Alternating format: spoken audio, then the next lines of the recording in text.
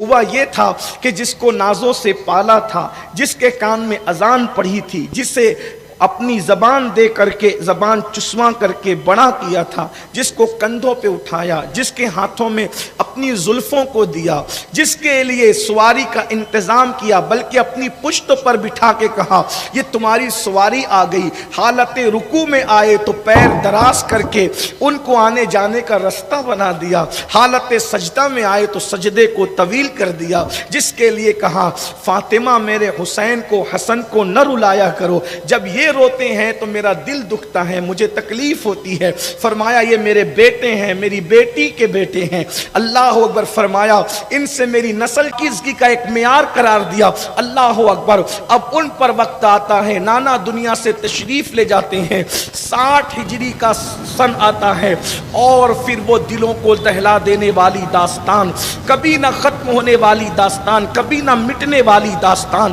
کبھی نہ گھٹنے والی داستان، کبھی نہ سمٹنے والی داستان دنیا کے سامنے رونما ہوتی ہے۔ دنیا اس پر پانی کے نہیں بلکہ خون کے آنسو بہاتی رہے گی، کائنات کے اندر جو ہے اللہ اکبر خون حسین کی رنگینی ہمیشہ اپنی تازگی کو باقی رکھے گی۔ پھر وہ وقت آتا ہے کہ 60 ہجری ہے، رجب المرجب کا مہینہ ہے، اور رجب المرجب کا آخری ہفتہ ہے، آخری ہفتے میں اللہ اکبر ولید جو مدینہ الرسول کے صوبہ دار گورنر تھے، انہوں نے اللہ کے رسول علیہ السلام کے نواسے کو، جنہیں دنیا امام حسین علی جدہ والہ السلام کہتی ہے، ان کو دوپہر کے وقت میں بلاوا بھیجا۔ عبداللہ ابن زبیر کو بھی رضی اللہ تعالیٰ بلاوا تھا، ابن عمر کو بھی بلاوا تھا۔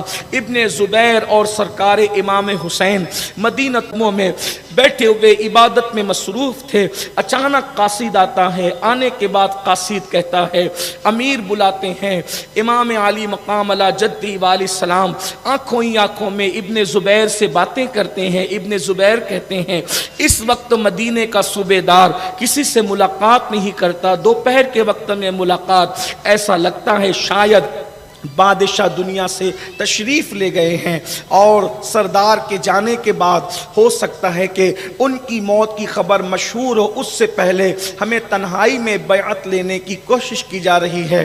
اور پھر ابن زبیر فرماتے ہیں ایک کام کرتا ہوں، میں تو یہاں سے چلا، میں امیر سے ملاقات نہیں کروں گا۔ میرے امام نے فرمایا مجھے بھی ایسا ہی لگتا ہے کہ شاید دنیا سے کوچ کر گئے ہیں ہمارے بادشاہ، اور اس کے بعد میں جاتا ہوں، بات کرتا ہوں، میں اپنے ساتھیوں کو لے کر کے جاؤں گا۔ اور پھر اس کے بعد امام پاک گھر پہنچے، اپنے جوانوں کو، ہاشمی جوانوں کو ساتھ لیا۔ ساتھ لینے کے بعد جیسے ہی ولید کے پاس پہنچے تو مروان کو موجود پایا۔ مروان وہاں موجود تھا، آپ نے جا کر سلام علیک کیا اور اس کے بعد بیٹھ گئے۔ تو بڑی نرمی کے ساتھ ولید چونکہ نرم دل انسان تھے، ولید نے کہا امام علی مقام سے کہ حسین حضرت امیر معاویہ دنیا سے تشریف لے گئے ہیں، آپ کا وصال ہو گیا ہے۔ آپ نے انا للہ پڑھی اور اللہ کی بارگاہ میں دعا کی، اللہ معاویہ پر رحم فرمائے، رحمت فرمائے، ان کے لیے مغفرت کی دعا فرمائی۔ اور اس کے بعد فرمایا پھر کہا یزید جو ہے وہ تخت پر متمکن ہو گیا ہے، یزید جو ہے وہ خلیفہ بنا ہے، خلیفہ انہوں نے کہا یزید بادشاہ بنا ہے، اس لیے کہ خلافت راشدہ امام حسن مجتبیٰ کے 6 ماہ پر ہم اہل سنت کے عقیدے میں ختم ہو جاتی ہے، اور اللہ کے رسول علیہ السلام کی صحیح حدیث ہے۔ تو یزید بادشاہ بن گیا ہے، تو آپ ان کے لیے، یزید کے لیے بیعت کریں۔ امام نے فرمایا مجھ جیسا آدمی جو مشہور ہے، معروف ہے، کائنات کے اندر میری عزت ہے، شرق غرب میں عظمت کے ڈنکے بجتے ہیں، ایسے چھپ چھپا کر بیعت کرنا یہ میرا کام نہیں۔ آپ قوم کو جمع کریں، اہل مدینہ کو جمع کریں، اس کے بعد دیکھا جائے گا۔ اور یہ کہنے کے بعد جب آپ اٹھ کر کے کھڑے ہوئے، مروان ابن حکم نے کہا ولید سے کہ ولید ان سے بیعت لے لے۔ بیعت کا مطلب یہ ہے کہ تائید لے لے یزید کے خلافت کی، یعنی امام یہ کہہ دیں، یہ بیعت کر لیں، اس کو خلیفہ مان لیں۔ اندازہ فرمائیں میرے بھائیوں، ضمیر کے سودے لوگ کر سکتے ہیں، جو رسول اللہ کی زبان کو چوس کر کے بڑا ہوا ہو۔ یہ داستان کربلا یہ بار بار دہرائی کیوں جاتی ہے؟ تاکہ مسلمانوں کو یہ جذبہ پیدا ہو کہ ضمیر کا سودا کرنا یہ منافقوں کی علامت ہے۔ رسول اللہ کے سچے غلام ضمیر کا سودا نہیں کیا کرتے۔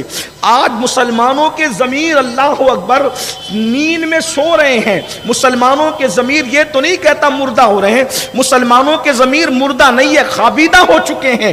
اللہ اکبر، اس لیے کائنات کے اندر جو ہے یہ جو کرپشن چل رہے ہیں، یہ جو جرائم چل رہے ہیں، جو برائیاں چل رہی ہے، اسی کا نتیجہ ہے۔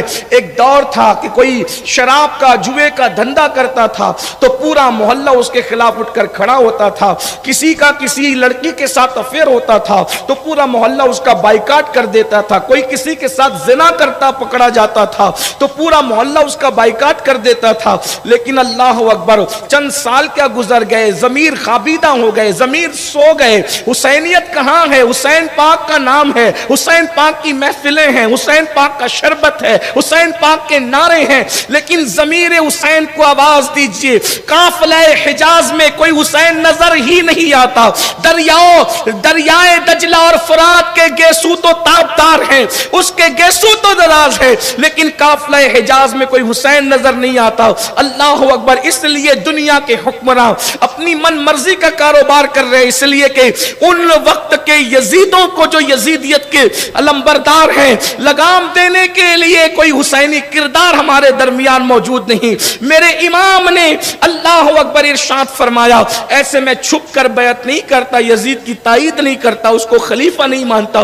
لوگ آج کل کے ہمارے نوجوان سوچتے ہیں بیعت کر لیتے، جان بچتی، بچے بچتے، وطن بچتا، عزت بچتی، آبرو بچتی، یہ ہوتا وہ ہوتا وہ ہوتا۔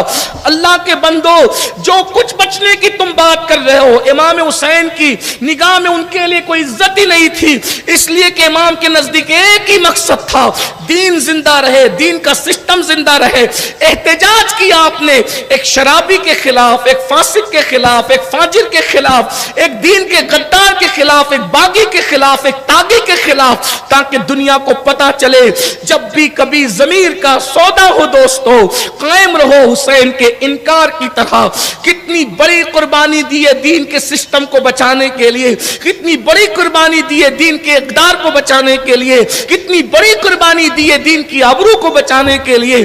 جس وقت امام نے کہا میں بیعت نہیں کرتا، پبلک جمع کرو اس کے بعد دیکھا جائے گا، تو مروان بن حکم نے کہا کہ ولید اگر یہ آج تیرے چنگل سے نکل گئے تو پھر کبھی تو ان پر قابو نہ پا سکے گا۔ یزید کا خط جو تجھے آیا ہے، یزید کے خط کا مضمون بھی یہ تھا، حسین سے، ابن زبیر سے، ابن عمر سے بیعت لو، بیعت نہیں کرتے تو ان کی گردنیں اڑا دو اور ان کے سر کو میرے پاس بھیج دو۔ یعنی اب اول دن سے قتل کی بات اور شہادت کی بات چل رہی تھی۔ کچھ لوگ اس کو بیچارے بچانے کے لیے کوشش کرتے ہیں، لیکن بہرحال میں کسی کا تذکرہ اس وقت نہیں کرتا، کیونکہ وقت میں اتنی گنجائش بھی نہیں کہ ابھی ہم کچھ باتیں کریں۔ مجھے کربلا پڑھنی ہے، لیکن اتنا ضرور ہے، اگر آج یزید کا دفاع کیا جائے گا تو اچھی طرح یاد رکھنا چند سالوں کے بعد دین کا تحفظ کے حوالے سے کوئی جواب نہیں دے سکو گے، دین کا دفاع نہیں کر سکو گے۔ اس لیے حسین کو پیش کرو۔ کون حسین؟ 90 لاکھ کو کلمہ پڑھانے والے معین الدین اجمیری، میرے خواجہ غریب نواز نے جس کے لیے کہا شاہ است حسین، بادشاہ است حسین، دین است حسین، دین پناہ است حسین، سرداد نداد دست در دست یزید، حقا کی بنائے لا الہ است حسین۔ اندازہ فرمائے حسین شاہ، حسین بادشاہ، حسین دین کو پناہ دینے والے، سر دے دیا مگر ہاتھ نہ دیا یزید کے ہاتھ میں۔ حقیقت یہ ہے کہ کلمہ لا الہ الا اللہ کی بنیاد محافظ امام حسین ہے۔ اللہ اکبر۔ امام گھر کی طرف جب بڑھنے لگے تو مروان نے کہا انہیں قتل کر دے۔ آپ جاتے جاتے کھڑے ہو گئے۔ جرت تھی، حسین جرت کا نام ہے، حسین بہادری کا نام ہے۔ اللہ کے رسول نے فرمایا حسن اور حسین عرش کی دو تلواریں ہیں، تلواریں میرے بھائی، زمین کی تلوار ایسی ہوتی ہے تو جسے عرش کی تلوار خدا نے بنایا ہو وہ کیسے ہوں گے؟ میرے آقا نے فرمایا حسن و حسین عرش کی دو تلواریں ہیں۔ وہ ڈٹ کر کے کھڑے ہو گئے۔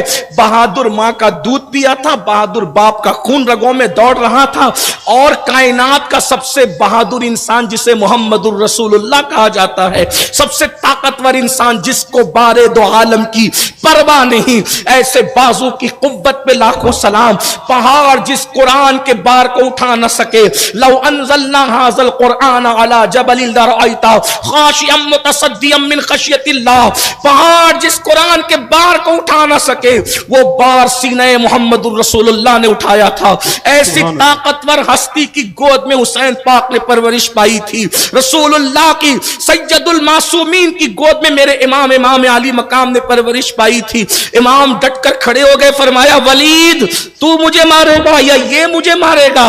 और फरमाया ओ इब्ने ज़रक़ा, ओ इब्ने ज़रक़ा, ज़रक़ा के बेटे। अब जाकर के किताब में ढूंढना ये ज़रक़ा कौन थी। इसका मतलब ये जितने लड़े हैं कोई शरीफ नहीं था। हाँ, ज़रक़ा के बारे में मैं कुछ नहीं कहूंगा, लेकिन नौजवानों को कहूंगा ये जितने मुकाबले में खड़े हुए थे आप ढूंढ लेंगे।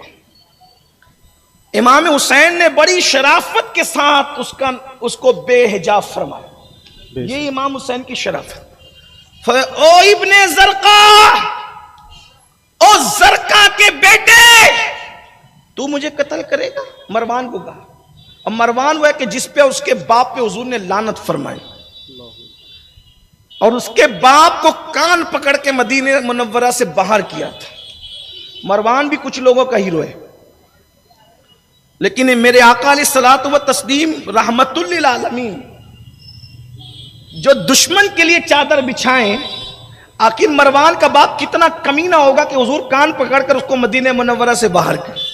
ये बातें, इसकी तरफ आपकी तवज्जो रहनी चाहिए। बहरहाल अर्ज ये कर रहा था, ओ इब्ने ज़रक़ा, तू मुझे कत्ल करेगा या यही कत्ल करेंगे? तू झूठ बोलता है। वलीद ने कहा हजरत आप तशरीफ ले जाएं, इसकी बात में ना आए।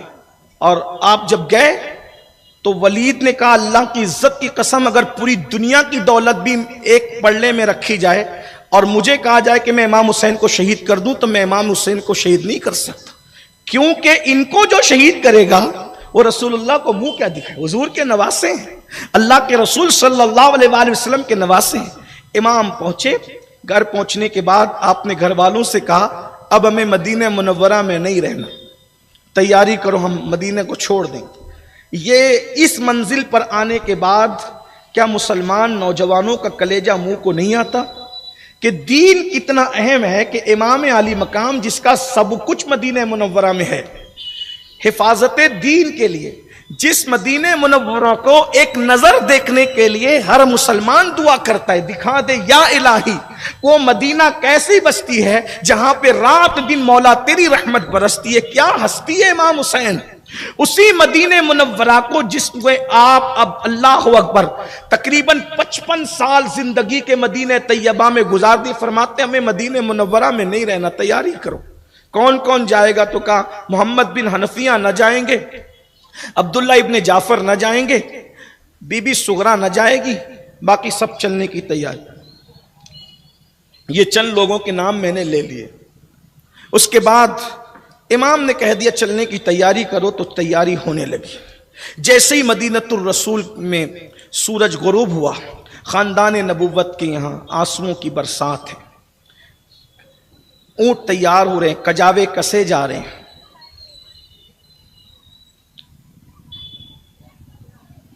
बीबियों के लिए पर्दे का इंतजाम हो रहा है।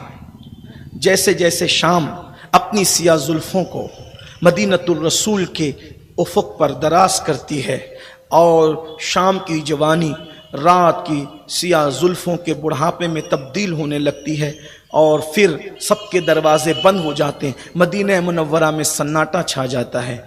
कुदसियाने फलक रात के आखिरी हिस्से में दुरूदों के गजरे लेकर बारगाह रिसालत की तरफ नुज़ूल करते हैं।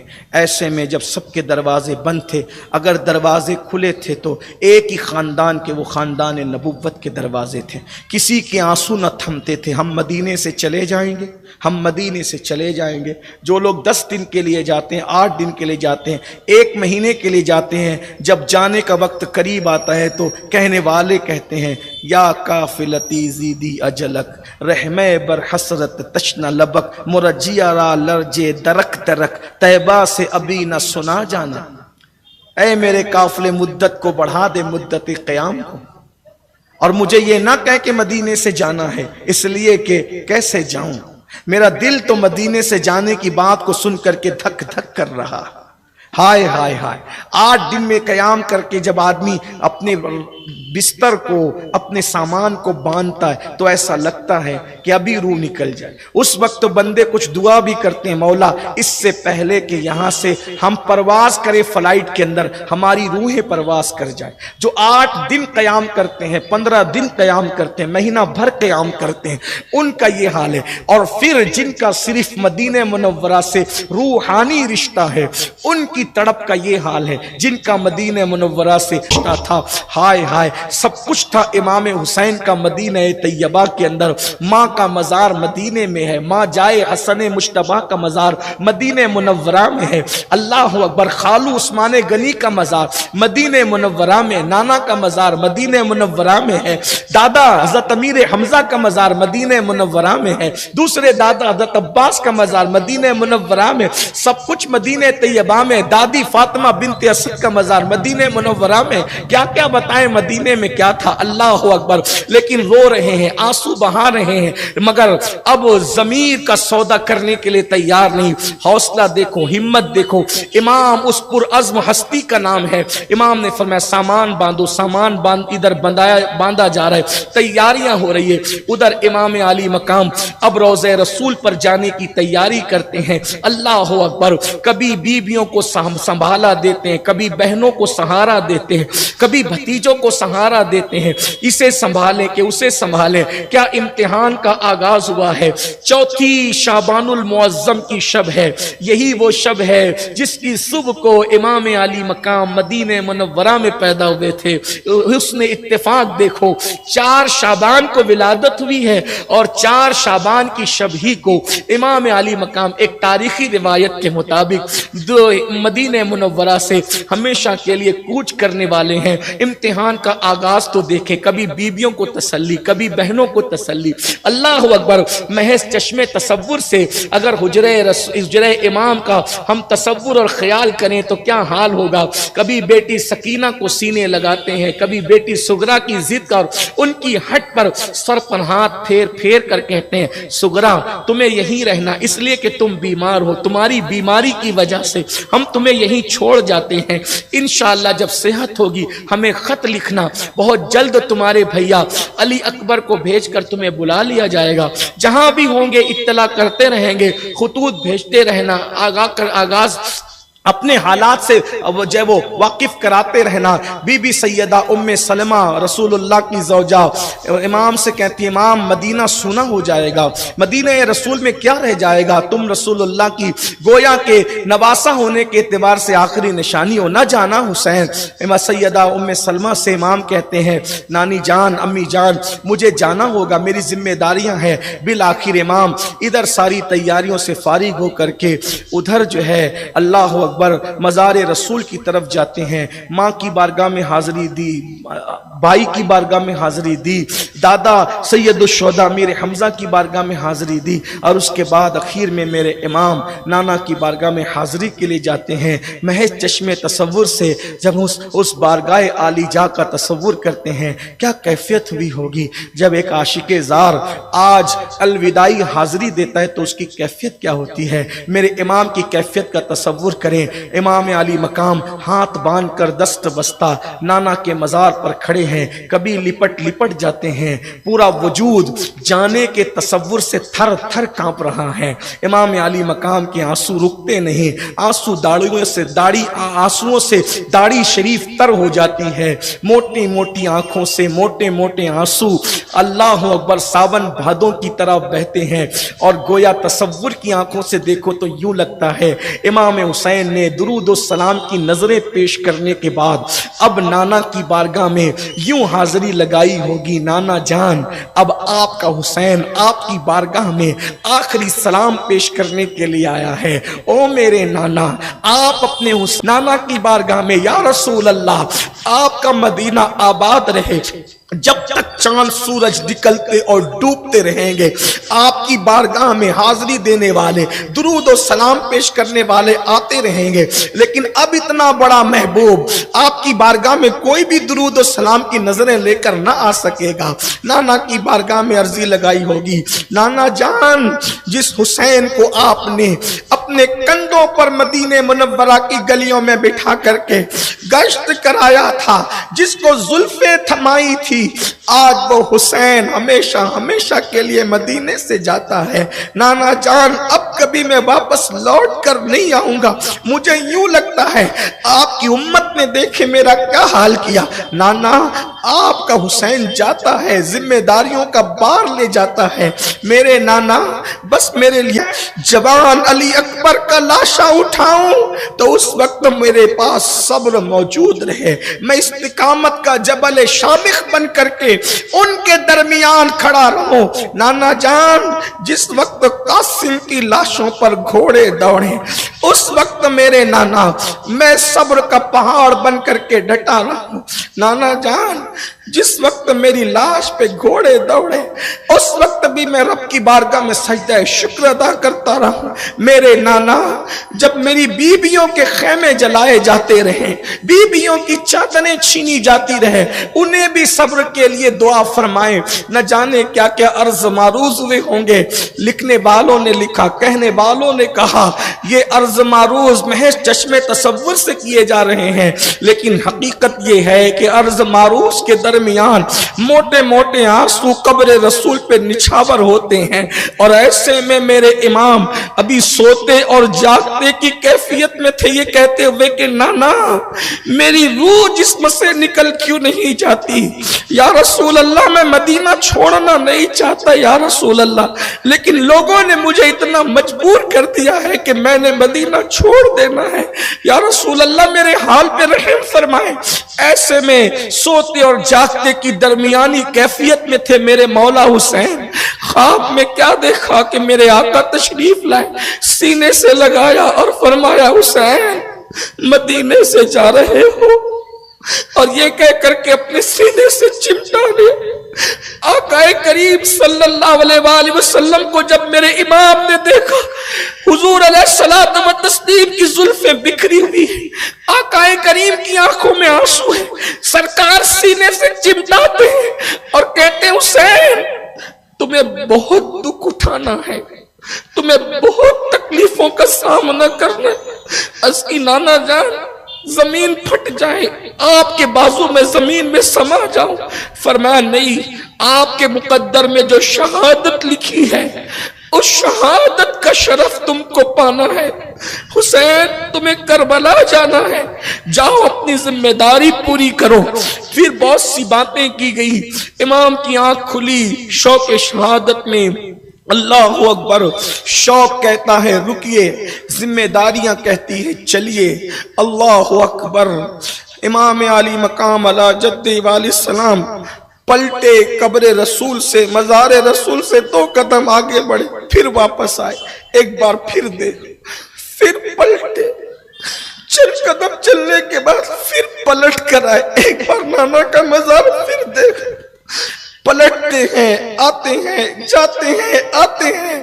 احساس ہوتا ہے حسین صبح ہونے سے پہلے پہلے مدینہ منورہ کی حدوں سے باہر بھی جانا ہے۔ میرے امام آخرکار نکلے۔ اللہ اکبر، ایک کشتہ عشق رسول نے بڑی خوبصورت بات لکھی، محرابوں نے جھک کر کے سلامی دی، محرابوں نے جھک کر کے سلامی دی، اور میناروں نے کھڑے ہو کر کے تعظیم دی، اور کربلا کا مسافر مسجد نبوی سے یوں نکلا کہ مسجد کی در و دیوار گردن اٹھا اٹھا کر سیدہ کے لال کو آخری مرتبہ دیکھ رہے تھے۔ امام گھر پہنچے، گھر میں کوہرام مچا تھا، قیامت صغرا قائم تھی۔ اللہ اکبر، اس لیے کہ اس قیامت صغرا کو قیامت صغرا اس لیے کہہ رہا ہوں کہ سیدہ फातिमा सुगरा का रोना नहीं देखा जाता था। अहले तसव्वुर, अहले कश्फ सिर्फ तसव्वुरात की आंखों से देखने वाले कहते हैं। सैयदा सुगरा कहती होगी, बाबा मुझे ले चलो, मैं बीमार हूं तो क्या हुआ, सवारी पर जगह न हो तो पैदल चल लूंगी, और बीमारी की बात है तो मैं बीमार भी नहीं। देखो अल्लाह अकबर, 1000 बीमारियों के बाद सैयदा सुगरा ने कहा, बाबा मैं चल सकती हूँ, मुझे सेहत है, मैं तंदुरुस्त हूँ। बिस्तर पे पड़ी हुई सुगरा ने पूरी ताकत को समेटा, खड़े होने की कोशिश की, और जैसे ही खड़े होकर के बताया, बाबा मैं चल भी सकती हूँ, दौड़ भी सकती हूँ, खड़ी भी हो सकती हूँ, ये देखो मैं खड़ी होती हूँ। पूरी ताकत को सैयदा सुगरा ने इकट्ठा किया और उसके बाद खड़े होने की कोशिश की। बीमारी से सैयदा की शहजादी ने जंग करना चाहा, बीमारी जालिम हाथ जीत गई। सैयदा की शहजादी बीमारी के सामने जमीन पर आ गई। आका ने सहारा दिया, बेटी को सीने से लगाया, मेरी लाल मैं आपको जरूर बुलाऊंगा, इत्तला करना, हाँ सेहत की इत्तला देना। बिलाखिर असगर का झूला तैयार है जाने के लिए। नन्ना साली असगर, 1 महीने के कई कमो बेश जिसकी उम्र है, नन्नी नन्नी पिसलियों वाला वो शहजादा उठा लिया गया और सैयदा सुगरा ने प्यार किया। लेकिन प्यार करते करते भी जिस्म को दूर रखा कि मेरा बुखार मेरे असगर को न छू जाए। बहुत जल्द सेहत के बाद मुलाकात करेंगे। अहले तसव्वुर इस तसव्वुर को कहां तक बांधे। बिलाखिर अल्लाह अकबर, ऊंटों पर सामान लाद दिया गया और करबला का वो चंद रुकनी काफिला सवारियों पे बैठा, और रात के आखिरी पहर में जो सब कुछ मदीने का था, मदीने मुनव्वरा में जिसका सब कुछ था, आज वो बेकसी और बेबसी के आलम में मदीने को छोड़ रहा था। वो जाने वाला काफिला पलट पलट कर कभी मस्जिद नबवी को देखता, या यूं लगता कि मस्जिद नबवी के दरो दीवार उचक उचक करके उसको देखते और सलामी देते। इसी हालत में कभी वो पलटते, कभी ये देखते, कभी वो पलटते, कभी ये देखते। अचानक ऊंटों के और घोड़ों के पैरों से इतनी गर्द उठी कि वो चंद रुकनी काफिला उस गर्द के अंदर छुप गया, और छुपने के बाद इससे पहले कि सुबह काजिब सुबह सादिक में तब्दील होती, करबला का ये चंद रुकनी काफिला सूबे हरम रवाना हो गया, हरम रसूल से हरम खुदा की तरफ रवाना हो गया। और उसके बाद हमेशा हमेशा के लिए इमाम आली मकाम ने मदीना छोड़ दिया। मैं इमाम के दिल पे क्या गुजरी वो तो मेरा इमाम जाने, लेकिन बस हम तो सिर्फ तसव्वुर ही कर सकते हैं। अब्दुल्ला इब्ने मुती से मुलाकात हुई रस्ते में। इमाम कहाँ का इरादा है? फिलहाल मक्के का इरादा है। इमाम आली मकाम अला जद्दी वाली सलाम से कहा, मक्का ही रहिएगा, कहीं जाइएगा मत। बिलाखिर मेरे इमाम आली मकाम अला जद्दी वाले सलाम चंद दिनों के अंदर मक्कतुल मुकर्रमा पहुंचे। जब आज सूना हुआ, मदीने में धूमें मची थी, लेकिन आज का दिन है, मदीना सूना कर गए करबला वाले, और मक्के में धूमें मची है। हुसैन इब्ने अली तशरीफ लाते हैं, हुसैन इब्ने अली तशरीफ लाते हैं। बड़ा पुरतपाक इस्तकबाल किया। एक तारीखी रिवायत के मुताबिक इमाम अली मकाम ने वहां पर क़याम फरमाया जहां बनु हाशिम के मकानात थे। अभी भी बनु हाशिम के मकानात वहां मौजूद थे। इमाम ने क़याम फरमाया, मक्के में धूमें मची, इमाम आ गए, इमाम आ गए, नवासे रसूल आ गए। फिर हजरत अब्दुल्ला इब्ने अब्बास वहां पहुंचे हुए थे, इब्ने जुबैर वहां मौजूद थे, इब्ने उमर मौजूद थे। सब ने कहा इमाम यहीं रहिए, यहां से आप न जाइए। और जब कूफा वाले फसादियों को, बदनिहादों को पता चला कि इमाम आली मकाम अला जद्दही व अलैहि सलाम ने यजीद की बैत नहीं की और हजरत अमीर मुआविया रदी अल्लाह ताला का विसाल हो गया, यजीद बादशाह बन बैठा, इमाम ने बैत नहीं की, तो इमाम आली मकाम को उन्होंने सारे कूफी एक घर में जमा हुए। जमा होने के बाद सुलेमान के घर में जमा होकर के उन्होंने इमाम को खत लिखा। खत लिखने के बाद खत आया, एक खत के बाद दूसरा, दूसरे के बाद तीसरा, तीसरे के बाद चौथा, तकरीबन 150 खतूत उन्होंने लिख दिए। इमाम आली मकाम ने 150 खतूत को पढ़ा। पढ़ने के बाद इमाम ने कूफा जाने का इरादा किया। हज़रत सैयदना अब्दुल्ला इब्ने अब्बास रज़ी अल्लाह ताला अन्हु जो रिश्ते में امام حسین رضی اللہ تعالی عنہ کے جو ہے وہ چچا بھی لگتے تھے، چچا لگتے تھے رشتے میں اس لیے کہ مولا علی کے چچا زاد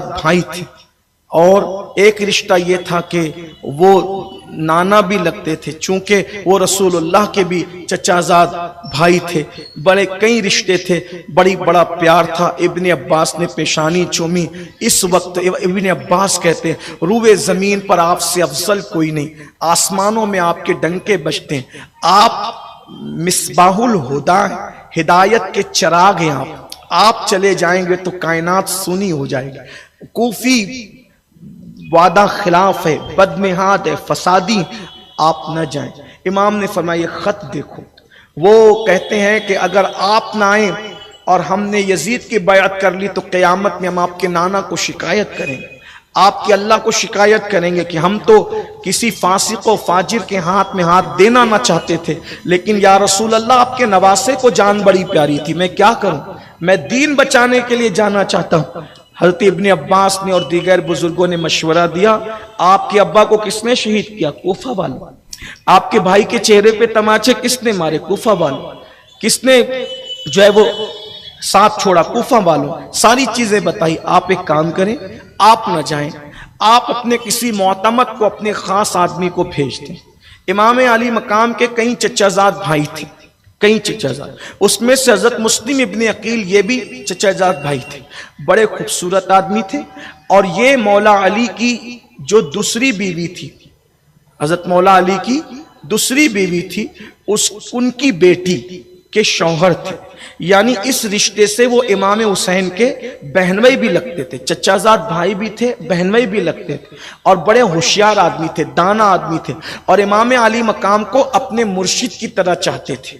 بہنوئی ہونے کے بعد، چچا کا بیٹا ہونے کے بعد امام کو اپنے مرشد کی طرح چاہتے تھے، تو امام نے فرمایا مسلم ابن عقیل آپ تشریف لے جائیں میری نائب بن کر، اور آپ ان سے بیعت لیں۔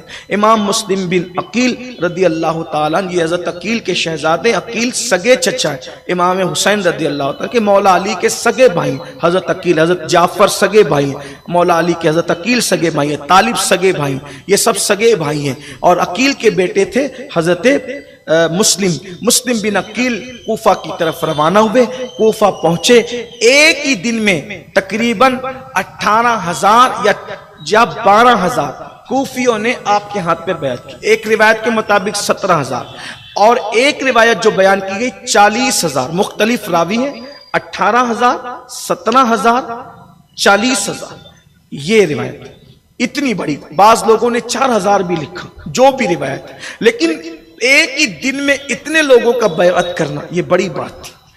اسی کوفہ کے اندر یزید کے حامی بھی رہتے تھے، انہوں نے یزید کو خط لکھا کہ حضرت نعمان بن بشیر مسلم بن عقیل جو امام حسین کے نائب بن کر آئے، ان کے ہاتھ پہ لوگ بیعت کرتے، اگر اپنا تخت چاہتا ہے، یہ آدمی نرمی کرتے ہیں، نعمان بن بشیر جو کوفہ کے صوبادار تھے، گورنر تھے، کوفہ تھے، یہ جو ہے بڑی نرمی کرتے ہیں، اگر تو اپنا تخت بچانا چاہتا ہے تو جلدی سے کسی سخت انسان کو بھیجے۔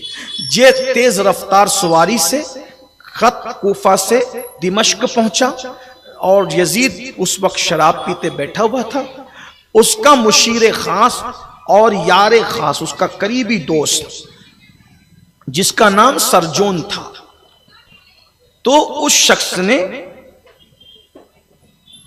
یزید نے پوچھا کہ تو میرا خاص آدمی ہے۔ مورخین نے اس کے بارے میں دو باتیں کہی، ایک یہ کہ وہ یہودی النسل تھا، اور ایک کہ وہ عیسائی تھا، دونوں اس کے بارے میں روایتیں ملتی ہیں، لیکن تھا یزید کا لنگوٹیا آدمی۔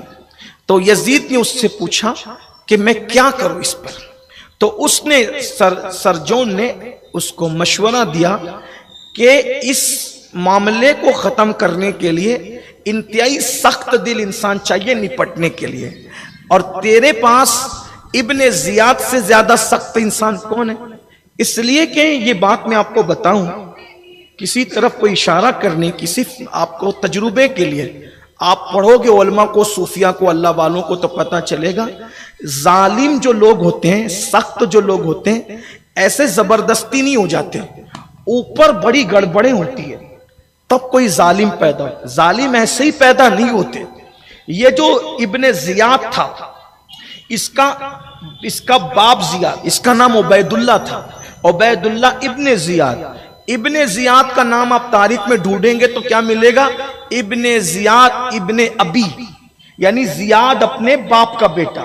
اس کا مطلب یہ ہے کہ ایک صاحب نے زنا کیا اور اس زنا سے ایک بچہ پیدا ہوا، اس کا نام رکھا زیاد. بلکہ زیاد کا ایک معنی زیادہ کے بھی ہوتے ہیں. زیاد مطلب زیادہ، کثیر. تو اس لیے کہتے ہیں کہ لوگوں نے اس کو زیاد اس لیے کہا کہ اتنے زیادہ لوگوں سے وہ پیدا ہوا تھا کہ لوگوں نے اس کو زیاد کہا. یہ ہے زیاد کی تاریخ.